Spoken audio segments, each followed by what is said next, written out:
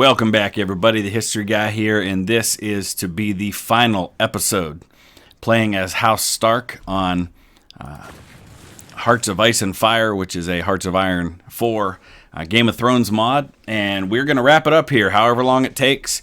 My goal is to either become the Queen, Sansa Stark of the Seven Kingdoms, sit on the Iron Throne, or die trying. I'm not sure how well it's going to go because the Lannisters are incredibly powerful and they've got powerful allies, but we're going to do our best to make this happen.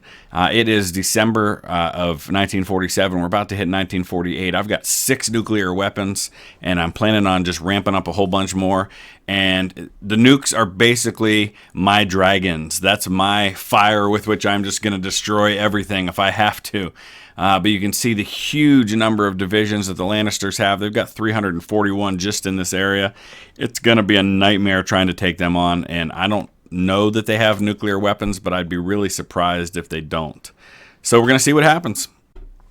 All right, so I'm gearing up for war against House Bolton, who is Democratic. I've moved most of my armies up to be around them, and my allies from the Lannisters and the Tyrells have followed. So we're going to make very, very quick work of the Boltons when the time comes, and I would expect that war to last no more than a couple of days. All right, here we go. This is going to be a quick war, probably about as quick a war as there could possibly be, as we overrun House Bolton very quickly. I really don't want my allies involved in this one, though. So even though they've got their troops surrounding the area, we're not going to use them. I can overrun House Bolton just fine on my own, as you can see.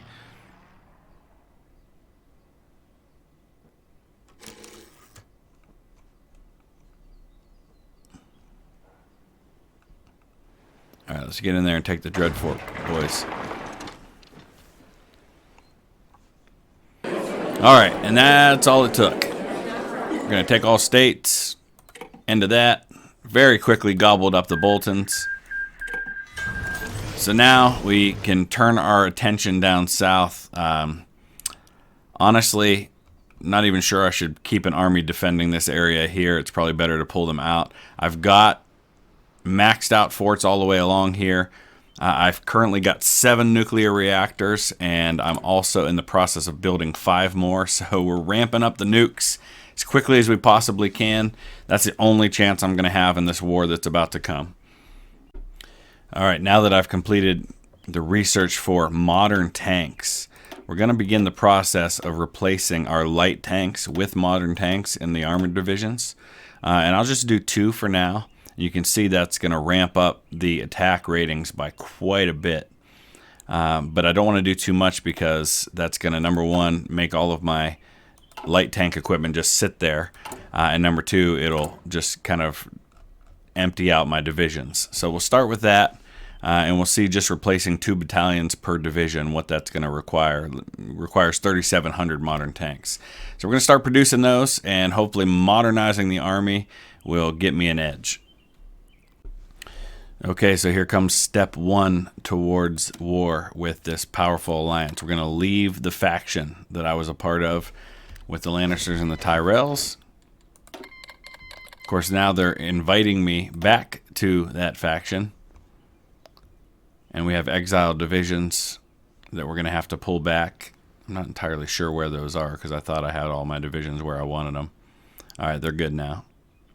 Of course, now I've got the army of Arya Stark trapped over here in the Eyrie, in the area there of the Vale. Probably a bad idea. I probably should have pulled them back through here first. But nothing I can do about that now. Okay, so I temporarily rejoined the faction so I could pull my troops out. So we're going to go ahead and do that. I'm getting Arya Stark out of there. I want all of my troops on this territory here. I'm going to have to assign some of these troops to be garrison duty. I've got a lot of coastline to defend against possible naval invasions. So I'm going to have to start getting my navy going as well to protect that area. But I'm very soon going to justify this war, and we're just going to bring this to a conclusion one way or another. All right, so at this point, I need the manpower more than I need the production. So we're going to go to service by requirement. We're going to start really ramping up, hopefully get some more manpower, because I've got plenty of equipment at this point. I'm just pumping out the equipment. What I need are more men in the field desperately. And no, I don't want to be in your faction. I'm justifying a war against you guys. So October is when the war will begin, and I'm not really feeling my chances in this one being too good. All the new divisions I'm rushing into the field, I'm putting in Arya Stark's garrison force, which I've got defending the coastlines, because I don't have much of a navy, and the navy I do have is patrolling on this side. I don't really have a lot of protection on this side, so what I'm just hoping for is that he will attack me here. I can nuke these Tyrell units. I don't know where in the world. He's lined up all his Lannister forces over here. So initially they're going to go after this territory, which I'm leaving undefended. I'm just going to let them have it because I've built a wall here. I'm going to nuke these guys. Hopefully they attack, and I just cause so many casualties that he eventually runs out of men. But I don't know if that's going to work. That's my last-ditch kind of hope. All right, so about a month away from the war that will decide the fate of Westeros, and I've done just about all I can to ramp up. I've rushed a bunch of divisions in the field. I've actually now got 2.2 million men in the field. Another 200,000 currently in training. I've done just about all I can. Obviously, world tension's crazy high because of my justification of war. And it looks like the White Walkers are dead. I guess the Night King's been defeated. All for that. So 190 divisions, that's what I'm going to go to war with. I'm obviously going to be outnumbered something like 4-1. I'm desperately hoping that the 12 nuclear reactors I've built are going to help even those odds. All right, so here's the situation. My 2.5 million up against, you guessed it, 15 to 20 million. I had no idea it was going to be that bad. I knew I was going to be up against it, but I thought maybe 10 million at most. Wow. So this is not going to last long, but we're going to put up as much of a fight as possible in the meantime, and we'll see what happens. So a couple of naval invasions happening all at once. We've got an invasion happening from the Mormonts up here in the north, and I'm rushing troops up there to defend against that as quickly as I can. I'm going to try to establish my air supremacy as quickly as possible here so that I can start nuking some of these folks, but do not anticipate that this one lasts long. But hey, I'm inflicting 10-1 casualties so far, so we'll see. So the good news is I'm inflicting a ton of casualties on the Lannisters. I've lost 5,000, 6,000 now. I've inflicted 70,000 casualties. Of course, the bad news is I have to inflict like 10 to 15 million for them to even feel it at this point.